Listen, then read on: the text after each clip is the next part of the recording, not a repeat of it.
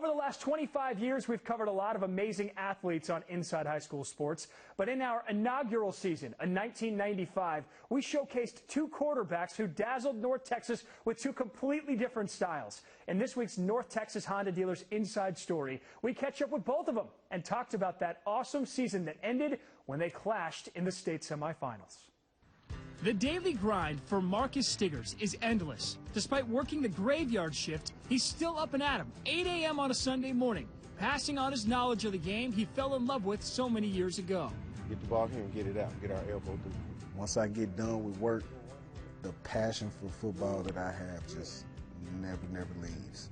25 years ago, just a few yards away at the boneyard, Stiggers' passion for the game was on display every Friday night. He ran the wishbone for Lake Highlands, and his pure speed and vision made the Wildcats' offense almost impossible to stop. I just believed so much in what we were doing, and it was such a machine that it didn't matter what anybody else was doing. It just felt like, nobody could stop us. The wishbone triple option is an offense where the defense dictates who gets the ball. The quarterback must make quick reads everywhere on the field to put the offense in the best situation. Stiggers was a master at that as he ran for just under 2,000 yards and 20 touchdowns his senior year. My coaches just turned me loose. Hey, Marcus, we're going to call a play, but that means absolutely nothing. Whatever you see, whatever you want to do, as long as you put us in the right situation, do that. Go with it. Meanwhile, up north in Flower Mound, another quarterback was being set loose. But instead of using his legs, this one used his arm. Chris Sanders of Flower Mound Marcus was built like a linebacker but had a cannon for an arm. The Marauders bucked the popular trend of power running and instead adopted the spread offense. And that was just fine for Sanders.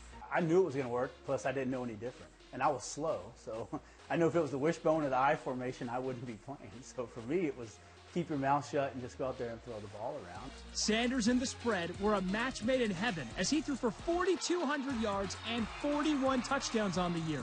Unheard of numbers in high school football in 1995. So while Lake Highlands was running up the score on the ground, Marcus was doing the same through the air. And each signal caller kept a close eye on the other. To look up, though, and to see him and his team do the things that they were doing, left my mouth wide open. I'd watch what Marcus Stiggers did. So there was that mutual respect. The two offensive machines finally met in the state semifinal that year. Sanders and his aerial attack picked apart Lake Highlands to the tune of a 42-14 victory. Many felt that game was the beginning of area teams switching to pass-happy offenses. And as Sanders hopes to groom his own son into elite quarterback, he reflects on the significance of that game. When you start to see an offense like that at the highest level perform the way we did, we scored 40-something points, dominated the game, offense and defense and special teams. So when you have that, I think it sets that tone of, all right, this is a real thing, this does work, and maybe we all need to start moving down that path and start throwing the ball all over the place. Those two guys were must-see TV back in the day, that is for sure.